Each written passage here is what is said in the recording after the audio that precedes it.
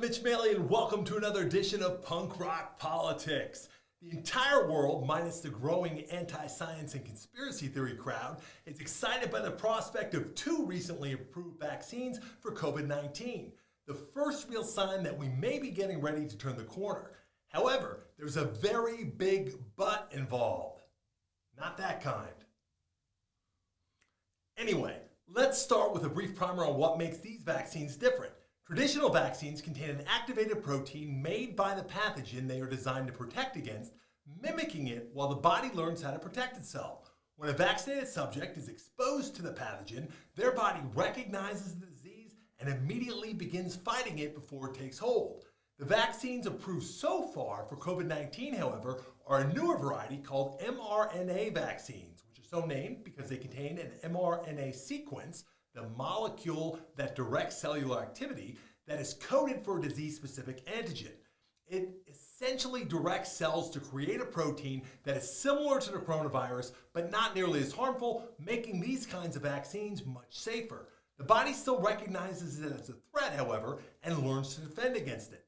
The vaccines created by Pfizer and Moderna, respectively, have both had effectiveness rates of about 95% in trials. However, the good news comes with the caveat that there is still a lot of work to be done before these vaccines could have a broad impact on the disease and help us return to a normal way of life.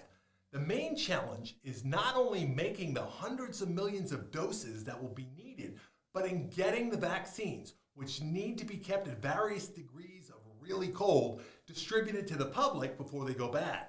This supply line has been dubbed the cold chain and presents some pretty unique challenges. The Pfizer vaccine, for example, needs to be administered twice, 21 days apart, and requires the lower temperature to remain stable, a bone-chilling negative 94 degrees Fahrenheit. That's about 150 degrees colder than those supply chains are used to. And the vaccine only remains stable for about 5 days at a typical vaccine storage temperature of 40 degrees that most facilities are outfitted for.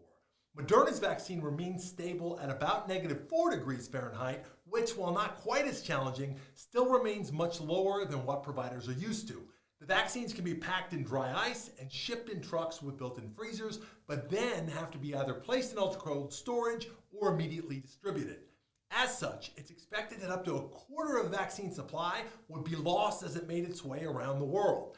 And even though all parties involved are working night and day to make it happen, we're probably looking at a best-case scenario of mid-2021 before enough of the country will have been vaccinated for there to be a chance that this national nightmare will be behind us.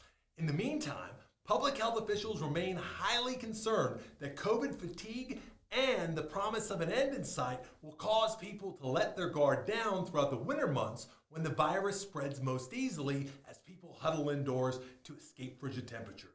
The possibility of a winter resurgence that eclipses the spring peak seems not only possible, but probable at this point.